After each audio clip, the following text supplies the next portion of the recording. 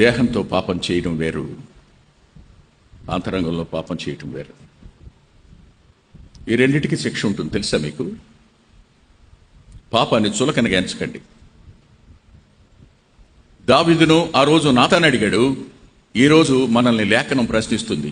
Are you not that person? నువ్వు ఆ వ్యక్తివి కాదా? నీది కాని దాన్ని నీ అంతరంగంలో నువ్వు ఆశించలేదా? ఆశించి నువ్వు లేఖనాన్ని తృణీకరించలేదా? నా మాటను నువ్వు తృణీకరించావు. ఇలా అంటాను. భార్య భర్త మాట వినకుండా తృణీకరించి పుట్టింటికి వెళ్ళింది. ఏమంటాడు ఆయన?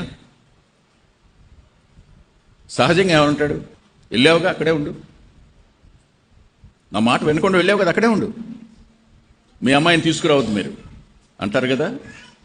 అరే రే, నువ్వు 7 సంవత్సరాల నుంచి పుట్టించి పంపకపోతే ఇప్పుడు వాళ్ళ అమ్మకి బాగోకపోతే వెళితే కూడా నువ్వు రావద్దంటున్నావు. ఎలాంటి పరిస్థితి నీది? చూడండి, ఒక్కసారి గతాన్ని ఆలోచించండి. ఎలాంటి పరిస్థితుల్లో ఉన్న దావీదుని ఇప్పుడు రాజుగా చేశాడు?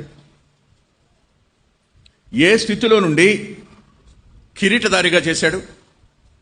శత్రువులందరి మీద జయముందేవానిగా చేశాడు. యెహోవా యుద్ధాలన్నీ గెలిచాడు దావీదు, ఎక్కడ ఓడిపోలా. ఈ జయమంతటికి కారకులు ఎవరు? సౌలు చేతిలోంచి విడిపించిన వారెవరు? ఆయనే. కానీ ఇంత చేసిన నా మాటను నువ్వు తృణీకరించావయా. అంటే ఎప్పుడు మానవుడు దేవునికి విరోధంగా పాపం చేస్తాడో దేవుని అంతరంగం ఎంత వేదన చెందుతుందో చెప్పడానికి లేదు. దేవుని వేదనకు విశ్వాసి కారణం. దేవుని ఎరగనవాడు కాదు. దేవుని ఎరగనవాడికి ఏం తెలుసు? పరిశుద్ధత అంటే ఏం తెలుసు? తిరిగి జన్మించడం అంటే ఏంటి తెలుసు? చచ్చిన తర్వాత నరకానికి వెళ్తామని మాత్రం తెలుసు వాళ్ళకి తెలీదు. వాళ్ళకంతా ఒకటే, అందరూ స్త్రీలే, ఎవరితోనైనా మామూలే. కానీ నువ్వు అది కాదే. నువ్వు ఆయన రక్తం చేత కడగబడ్డావు, పరిశుద్ధాత్మక ఆలయంగా ఉన్నావు, నువ్వు లోకంలో ఆయన కొరకు ప్రతిష్ఠించబడ్డావు, ప్రత్యేకించబడిన దానివి, ప్రత్యేకించబడిన వాడివి నువ్వు. నీ ప్రత్యేకత మొట్టమొదటిగా పాపం దగ్గర కదా. పరిశుద్ధ దగ్గర నువ్వు ప్రత్యేకించుకోవాలి. ఆయన ప్రత్యేకించుకున్న దేవుడు, ఆయన నీ కొరకు ప్రత్యేకించుకున్నాడు. అందుకే అంటాడు, వీరిని నేను ప్రతిష్ఠించుతున్నాను, వీరి నిమిత్తము నన్ను నేను ప్రతిష్ఠించుకుంటున్నాను అన్నాడు. అంటే నన్ను నేను సపరేట్ చేసుకుంటున్నాను వీళ్ళ కోసం, వీళ్ళని లోకంలోంచి సపరేట్ చేస్తున్నాను అన్నాడు.